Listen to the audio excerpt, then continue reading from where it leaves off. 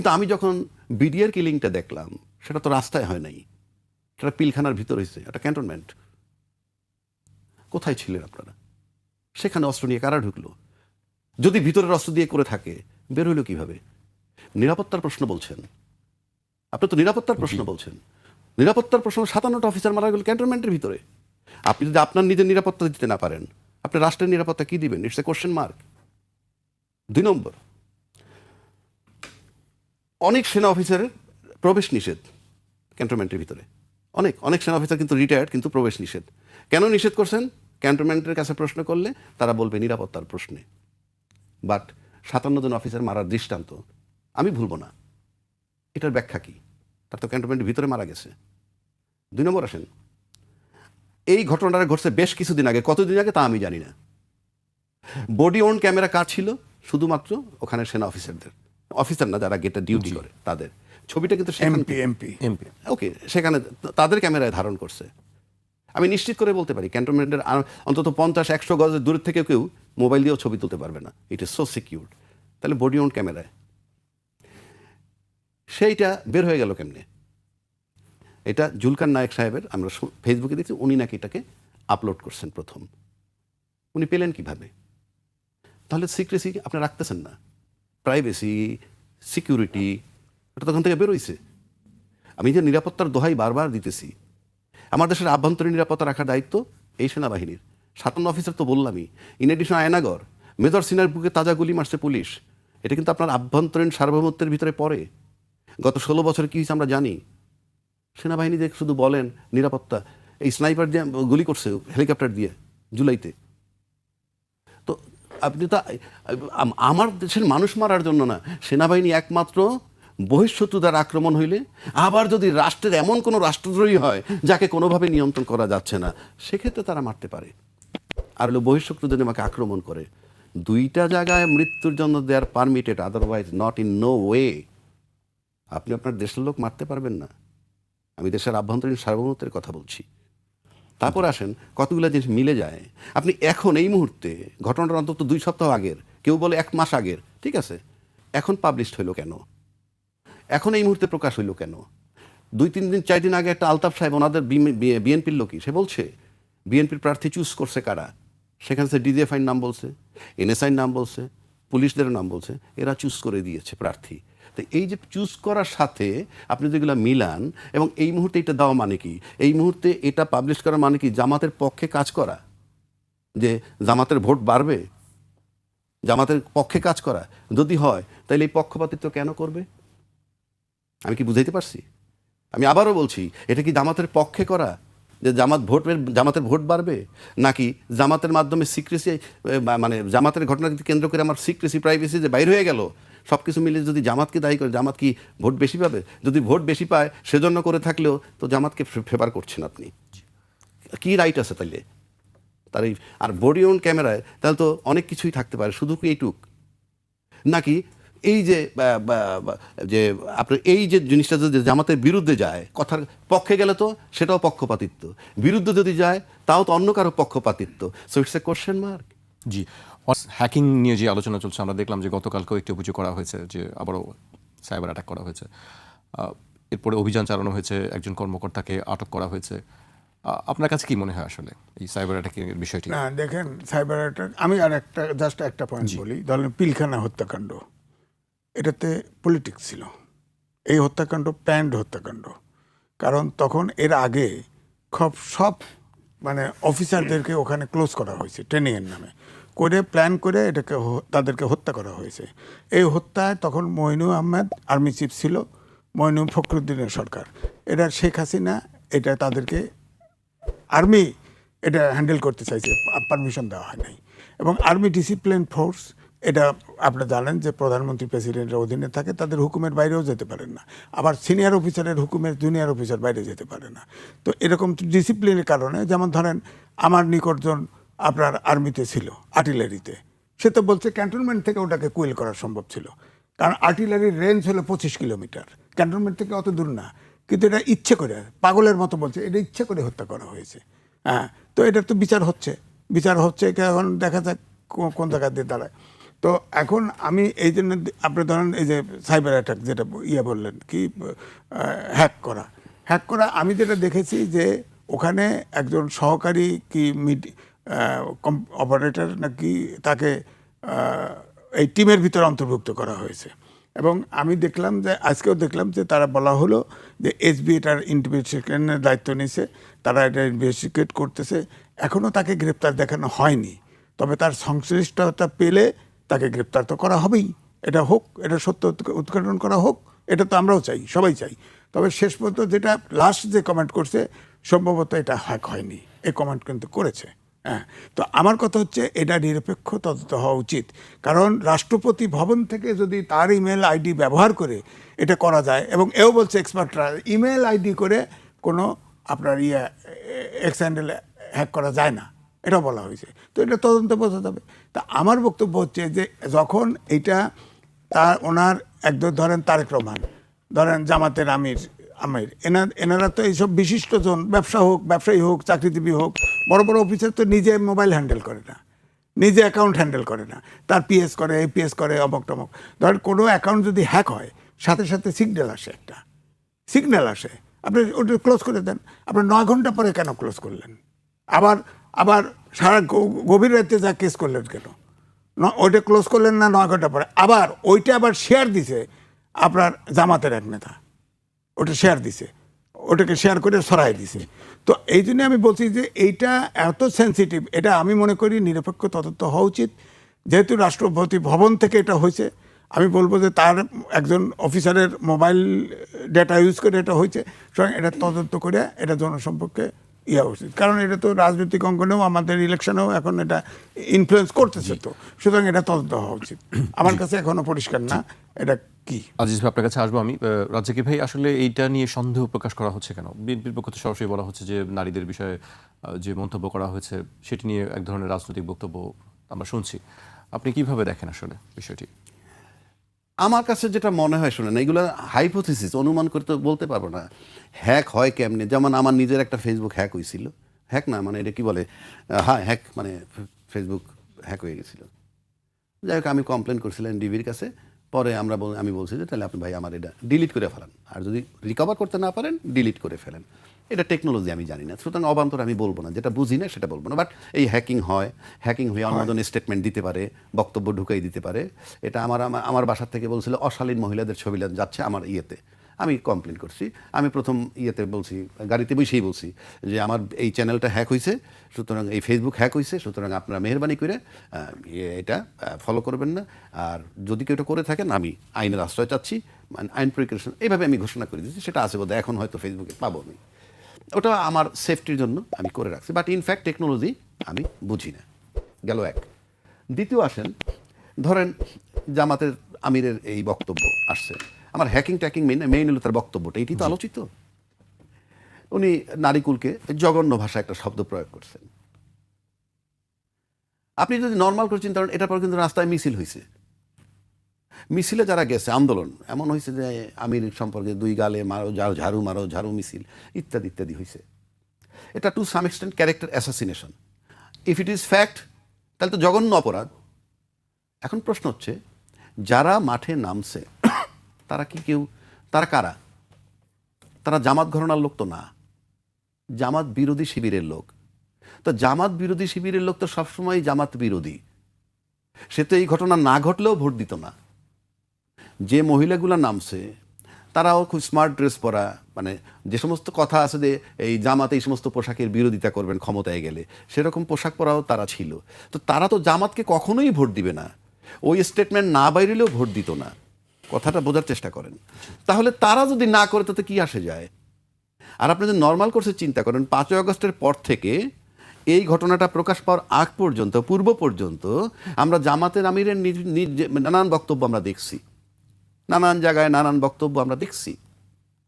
তার সাথে এটা সামঞ্জস্যপূর্ণ হয় কি না, ব্যক্তিগতভাবে আপনার আমার জিজ্ঞান বলবে আমি জামাত করি না, কিন্তু আমার কাছে সামঞ্জস্যপূর্ণ হয় না। 1, 2, 5-7 দিন 10 দিন পরে নির্বাচন, সে কি ম্যাড, অ্যাবনর্মাল?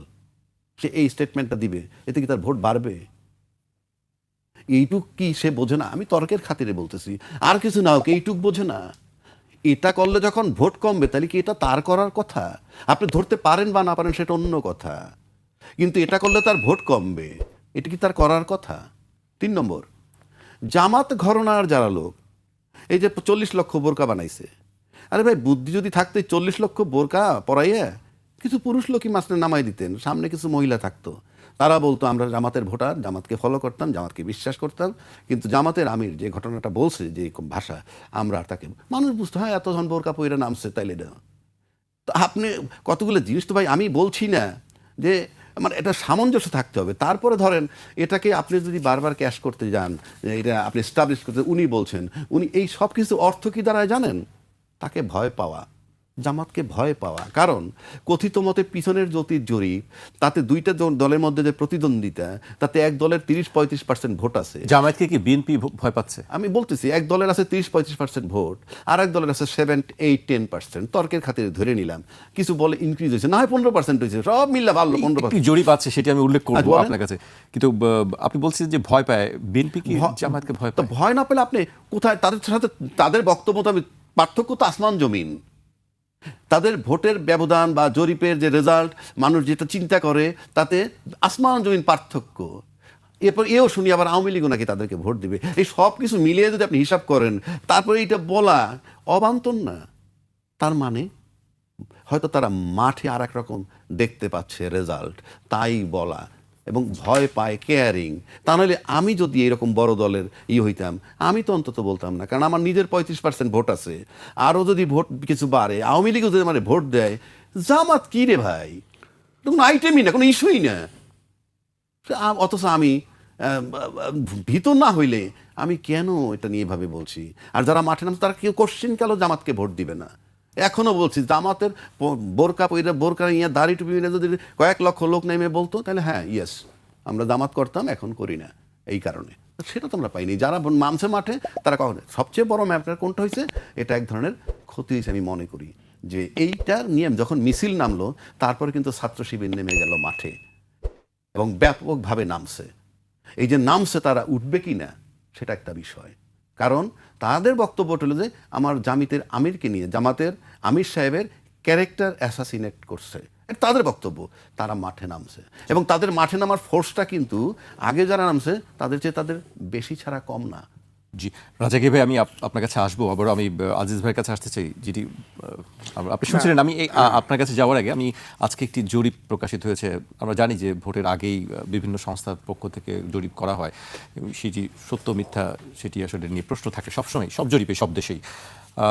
আমি একটু উল্লেখ করতে চাই, নির্বাচনে আওয়ামী লীগ সমর্থকদের মধ্যে প্রায় 48% বিএনপিকে পছন্দ করছেন। সেই সঙ্গে 2008 সালের পর এই প্রথম ভোট দিতে যাওয়া নতুন ভোটারদের মধ্যে 37.4% জামায়াত ইসলামীর প্রতি সমর্থন জানিয়েছেন বলে নতুন এক জরিপে উঠে এসেছে। জরিপটি যৌথভাবে পরিচালনা করেছে communication and research foundation CRF এবং Bangladesh election and public opinion studies. Aziz ভাই, এই জরিপটা নিয়ে আপনি কি মনে করছেন? 48% বিএনপিকে পছন্দ করেন আওয়ামী লীগের সমর্থকদের। হ্যাঁ, আমি আগেরটা জি, আবার যেহেতু সবসময় প্রশ্ন ওনার পরে হয়, উত্তরটা দেওয়ার সুযোগ পাই না, বলি শোনেন। আল জাজিরাতে জামাতের আমির একটা সাক্ষাৎকার দিয়েছিল। এই সাক্ষাৎকারে যে বক্তব্যটা দিয়েছিল, আমি কিছু কিছু শব্দ ইংরেজিতে বলি, বাংলায় বলবো না, কারণ এগুলো ভালগার শব্দ আমার কাছে মনে হয়। যেমন তিনি বলেছেন, নারী বায়োলজিক্যাল কারণে কোনোদিন জামাতে আমির হবে না। আপনি বলেন, জামাতের সমর্থন নিতে পারবেন নারী, 51% নারী বাংলাদেশে, নারী বিএনপি জামাতে এত সদস্য আছে, এবং মজলিসি শুরার শুনছি 37% নারী, অর্থাৎ 90 জনের নারী 37%। আপনি একটা নমিনেশন দিলেন না কেন? তারপরে বলা হয়েছে যে যারা ঘরের বাইরে যায়, অর্থাৎ কাজ করতে যায়, তারা, আমি ইংরেজিতে বলছি, ভালনারেবল। এবং তারপরে এটার পরে জামাতের একজন এমপি এবং খুব প্রভাবশালী এমপি, তিনি বলেছেন যারা ঝাড়ু মিছিল করেছে তারা সব বেশ্যা। কথাটা মিলল? অনুরূপ কথা তো হলো। তো সুতরাং এখন ধরেন শিবির তো বেরোই, এবং জামাতের সিস্টেম যা, জামাত ধাপে ধাপে এমনভাবে প্রশিক্ষণ দেওয়া হয় যে নারীর বিরুদ্ধে বললেও নারী যারা জামাত করে তারা নারীর বাইরে আসবে না, জামাতের বাইরে আসবে না, কারণ তার মগজ পুরাটা ধোলাই হয়ে গেছে। তারা পৃথিবীতে নাই, তারা জামাতের মধ্যে আছে। সুতরাং এটা তো বিবেচনার বিষয় না, কিন্তু এটা তো আলোচনা হচ্ছে। আর জামাত যে ভোট কম বলেই যে এটার ব্যাপারে বলবে না তা না, কারণ আমাদের দেশে আমরা মনে করি শুধু মুসলমানের দেশের বাসিন্দা না। আমি তো আগেও বললাম যে হিল ট্যাক্সে 50টা আপনার আছে, সেক্ট আছে। আমাদের এখানে হিন্দু মুসলমান হ্যাঁ মুসলমান 82% মতো আছে, 81% আছে। হ্যাঁ, তো এখন যদি জামাত যদি এইরকম নারী সম্পর্কে এই ধারণা থাকে, তাহলে কি এক দেশে পারিবারিক আইন কয়টা চালু করবে? তাহলে তো এই দেশে আইন চলতে হবে প্রায় আপনার 70-80টা চলতে হবে। এটা হয় অবাস্তব। তারপর ওনারা ধরেন জামাত এখন হিন্দু নমিনেশন দেয়, পূজা করে, সবই করে। হ্যাঁ, তো এখন তো তাদের ইশতেহার হয়তো দিবে শুক্রবারে, দেখবো ইশতেহারি তাদের পলিটিক্সটা কোন জায়গায় গেছে। আগে তো বলতো 7 লাখের শাসন চাই, কোরআনের আইন চাই। এখন তো ওই জায়গায় নাই। এখন তো এই যে দেখেন আপনি সাইদি সাহেবের ইউটিউবে বক্তৃতা পাবেন, শোনেন, প্রত্যেকটা কাজ জামাতের সে কন্ট্রাডিক্ট করতেছে। আমরা ইস্তেহারে তো আসলে ভালো ভালো জিনিসই থাকে সবসময়, সবাই ভালো ভালো প্রতিশ্রুতি দেন। এই জরিপটাকে আপনি কিভাবে দেখছেন? তাহলে তো আসলে বিএনপির জন্য অনেকটাই খুব সহজ না। জরিপ প্রথম বক্তব্য হচ্ছে ধরেন 1991 সালে যে ভোটটা হয়েছিল, পৃথিবীর কোনো জরিপ বলে নাই বিএনপি ক্ষমতায় আসবে। হ্যাঁ, এবং বিএনপি ওই সময় হরতাল ডাকছিল, আর আওয়ামী লীগ মিনিস্ট্রি গঠন করে ফেলছিল, মানে তারা জিতবেই। কিন্তু দেখা গেল রেজাল্ট উল্টা, বিএনপি সরকার গঠন করে ফেলছে, জামাতের কয়েকজন আনকন্ডিশনাল সাপোর্ট নিয়ে করছে না।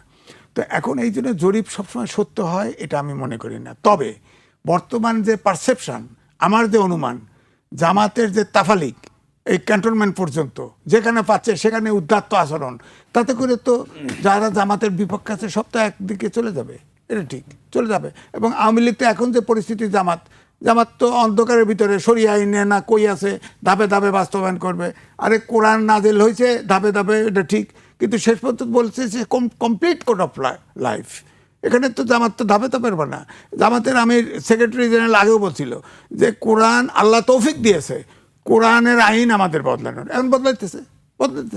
সুতরাং আবার তো জামাত সম্পর্কে ধারণা করতে হবে। সুতরাং আমি বলবো যে এক কথাই বলবো যে আপনি যেটা বললেন যে জামাত যা করতেছে, এই কারণেই আমার মনে হয় ভোট সবগুলো একদিকে যাবে। যেমন রাজ্জাকি ভাই বললেন যে ঝাড়ু মিছিল তারা ভোট দিবে না, কিন্তু এর তো একটা ইম্প্যাক্ট আছে সমাজে। তাহলে তো আর জামাত যত ছোটই ভোট কম ভোট হোক এক প্রতিদ্বন্দ্বিত্ব। আওয়ামী লীগ দেওয়ার পরে আওয়ামী লীগ এবং না থাকার ফলে বিএনপি এবং জামাত হলে প্রধান প্রতিদ্বন্দ্বী, সুতরাং তাদের দুর্বলতা তো ধরবেই। জি, এখানে আরেকটি বিষয় আছে যেটি হচ্ছে 2008 সালে পরে এই প্রথম ভোট দিতে যাওয়া নতুন ভোটারদের মধ্যে 37 যারা নতুন ভোটার তাদের 37.4% জামায়াত ইসলামের প্রতি সমর্থন জানিয়েছে। রাজ্জাকি ভাই, এই জরিপ নিয়ে আসলে আপনি কি মনে করছেন? আচ্ছা, এই 37 যেটা আমি একটু পরে বলি, 37 লিখে রাখলাম। তার আগে একটু জবাব দেই আজিজ ভাইয়ের, এটা দরকার। আমি দেখেন, আমার কাছে মনে হয় জানো জামাত খুব সৌভাগ্যবান। ফর গডস সে, আমি জামাতকে ভোট দিব না, আমি জামাত পছন্দ করি না মনে করেন। বাট এই যে আমরা টকশোতে আইসেই দিয়ে শুধু জামাতের আলাপ, এটা জামাতের বিশাল ভাগ্য আমি দেখি। কোনো আলাপই নেই জামাত ছাড়া, অথচ জামাত তো প্রধান অন্যতম। না, সেটার জন্য আমি বলছি না। আওয়ামী লীগের 48% ভোট তারা পাবে যারা জামাতের বিরুদ্ধে। এটি জরিপেরটাই। আবার যদি আজিজের কথা ধরি, 91 সালের জরিপে আওয়ামী লীগ ক্ষমতায় চলে আসছিল, পারে নাই, তাহলে কি বিএনপি ক্ষমতা আসবে না? ইফ জরিপ যদি না মেলে, ওনার কথা থেকে ধরি, যদি জরিপের উপর ভিত্তি করে, তারা তো ভয় পাইছে যে 91 সাল যখন মেলে নাই, এইটাও না মিলতে পারে, সুতরাং ভয় আছে। এই জন্য বললাম জামাত সৌভাগ্যবান। এইবার আসেন জামাতের আমির আল জাজিরে কি বলছে। ওই বায়োলজিক্যাল কারণ টারণের দরকার নেই তোমার ব্যাখ্যার, নারী আমির হবে না, বিষয়টা উনি পরিষ্কার করছেন। কোনো আমতা নাই, আছে কোনো আমতা? নারী নেতৃত্ব, নারী আমির বানাবো না। নারী আমির বানাবো না, এটা মাইনে যে জামাত করবে, না করলে না করবে। আপনি ভোট দিবেন না, আমি ভোট দিব না, XYZ ভোট দিবে না, জীবনে ক্ষমতা আসতে পারবে না, তাকে নিয়ে আমি আলাপ করি কেন? Very painful. মানে জামাতরে বাংলাদেশে আমরা এখন প্রতিটা চ্যানেলে হাইলাইট করতেছি, জামাতের লোক আসতেছে না। আর এগুলা বলায় মানুষ জামাতের এত নিন্দা করে কেন একটা লোকের? আপনি দেখবেন স্কুল কলেজে একটা লোকের নিন্দা করতে করতে হঠাৎ করে সব ঝুঁকে যাদের পরে দেখেন না, এর দিকে আমি কথার কথা বলছি, আমরা কেন যাই এদিকে? আল জাজিরা তো এত ক্লিয়ার স্ট্যান্ড, আমি আমার নারী নেতৃত্ব আমরা দিব না নারীদের। এবং আপনি যদি অন্যান্য দলের কথা বলেন, আপনি শুনেন নির্বাচনী আচরণবিধি কি, নির্বাচনের এই কি জানি আরপিওতে কি আছে, 5% মহিলা। জি, হ্যাঁ, কোন দল দিছে 5% ফুল? জামাত তো একজনও দেয় নাই। আর কোন দল দিছে? আপনি যদি আরপিও না মানেন, আপনি তো নির্বাচনের অযোগ্য। আপনি যদি রুলস অ্যান্ড রেগুলেশন আসেন, আপনি কোনো দলই তো নির্বাচনই তো বাতিল হয়ে যাবে। আপনি তো আইন ফুলফিল করতে হবে। করছেন? আইন খোঁজেন কেন? আপনি বলেন না করছে কেউ, 5% দিছে কেউ। I am throwing A challenge. তো করেন নাই যখন, কালকে সকালে যদি নির্বাচন কমিশন বলে যে নির্বাচনই হবে না, কি করবেন? আমি তর্কের খাতিরে বলছি, এত গল্প করে লাভ নাই। এখন আসেন আপনি 37 জরিপ। এই তো জরিপ ছাড়াই আমি বলছি, কি বলছি, যে 4 কোটি ভোটার আছে, 4.5 কোটি এরকম, গত 15 বছর তারা ভোট দিতে পারে নাই। গত 15 বছর তারা শুধু আওয়ামী লীগকে দেখছে এবং আওয়ামী লীগে তারা তিক্ত হয়ে গেছে, কোনো সন্দেহ নাই তাদের উপরে তারা তিক্ত হয়ে গেছে। কেন? ফাইনালি দেখতে দেখতে ভোট তো দেয় নেই, জুলাই মাসে এসে দেখছে, ছাত্র কিভাবে হত্যা হয়, ছাত্র, কৃষক, কামার, কোমর সব হত্যা হয়েছে, সব দল আন্দোলন করছে, সব কিছু মেনে নিলাম। কিন্তু এই তরুণ ভোটাররা তো সেটা দেখছে, দেখার পর তার কি হয়েছে, যে আওয়ামী লীগ তো নাই। 5ই আগস্টের পর থেকে যারা রাজনৈতিক দল হিসাবে মাঠে আসে, আমি আবার আগেও বলছি এখনো বলছি, ভোটাররা প্রথমত তাদের দায়িত্ব চিন্তা চেতনায় নিবে যে জুলাই চেতনা ধারণ করে কারা। আপনি বিজ্ঞাপন দিয়ে বললে হবে না যে আমি জুলাইয়ের পক্ষে ছিলাম, কোনো দরকার নেই আপনার। ভোটার দেখছে, কারণ 15 মাস 18 মাস আগের ঘটনা তাদের কাছে একদম স্বচ্ছ মুখস্থ। 71-এর ঘটনা না, কারণ 71 এরা দেখে নাই, কিন্তু জুলাইটা দেখছে। সুতরাং তারা জুলাই চেতনা ধারণ করে কারা সেটা তারা মাথায় নিছে, এবং এখান থেকে আপনি সরাইতে পারবেন না। এরা গেলেই ভোটটা ওখানে দিবে, এ গেল এক। 2 নম্বর, অন্য দলের সাথে সম্পৃক্ত যারা আছে, যারা সেই দল যদি জুলাই চেতনা ধারণ না করে, কিন্তু তারা তো দেখছে তাদের সন্তান মারা গেছে, যার সন্তান মারা গেছে সে যে কোনো দলই করুক, সে দল যদি ফ্যাসিজমের পক্ষে থাকে অ্যাকশনে, তাহলে উপর দিয়ে যাই বলে ভিতরে ভোট তাকে দিবে না, কারণ সন্তানটা সে হারাইছে। আর রাজনীতিবিদ যারা মাঠে আছে তাদের নাতি পুতি সব বহির্বিশ্বে, আর 2-1 জন যদি দেশে থাইকে থাকে ওয়েল প্রোটেক্টেড, পুরা দেশ ভূমিকম্প হয়ে ধ্বংস হয়ে যাওয়ার পর সব শেষ হয়েছে, তারা মারা যাবে। এবং এই দেশ ঠিক করতে হইলে প্রি কন্ডিশন হইল এই যে রাজনীতিবিদ যারা well established for last 20, 30, 40 years, তাদের পোলা মাইয়া নাতি সব দেশে এনে বসবাস করান, যদি করাইতে হবে একমাত্র একটা রাস্তা তখন হইতে পারে যে বাইরে ভাই আমার সন্তান যদি দেশে রাখতে হয়, আমার নাতি যদি দেশে রাখতে হয়, দেশটাকে নিরাপদ করতে হবে।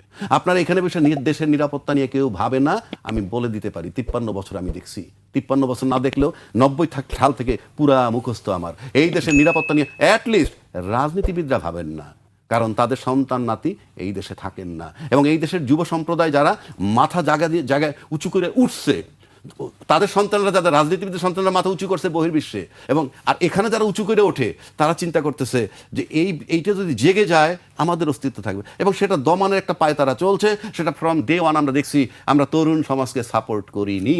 এই যে জেনারেশনটা তৈরি হয়েছিল তাদের সাপোর্ট করি, ড্যামেজ করতে করতে নির্বাচনটা হোক, ইউনূস সাহেব চলে যাক, এই যারা তারা ঘরে বসে একা একা আফসোস করবে আমরা করলাম কি।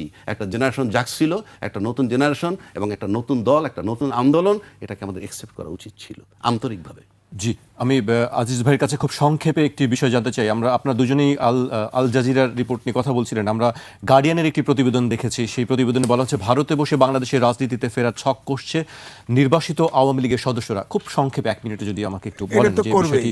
কারণ ভারত রাষ্ট্রীয়ভাবে ফ্যাসিস্ট হাসিনার যারা আছে নেতারা, উপরে যারা টাকা পয়সাওয়ালা, সবাইকে আশ্রয় দিয়েছে, এবং আমাদের সাথে যে বন্ধু বিনিময় চুক্তি আছে সেখানে একটি ধারায় আছে, যে দেশে আশ্রয় নিল সেই দেশ যদি মনে করে যে তাকে বিচারের নামে প্রহসন বা রাজনৈতিকভাবে হ্যাকেল করা হবে, তো সেই দেশ নাও দিতে পারে।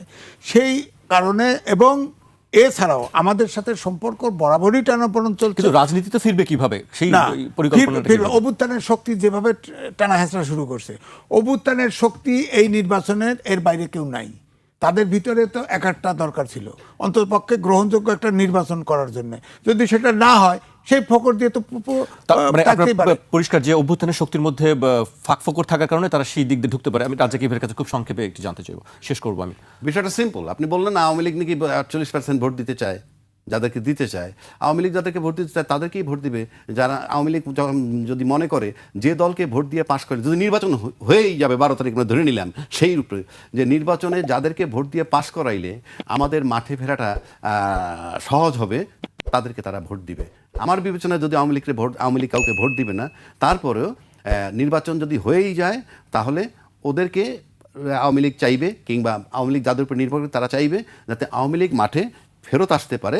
সেই এমন দল, যে দল আসলে ফেরত আসতে পারবে নিশ্চিত, সেই দলকে আনার চেষ্টা করবে বা সেই দলের পক্ষে তারা থাকবে। এটাই সিম্পল। জি, আমাকে শেষ করতে হচ্ছে। আপনাদের দুজনকে অনেক ধন্যবাদ আমাদের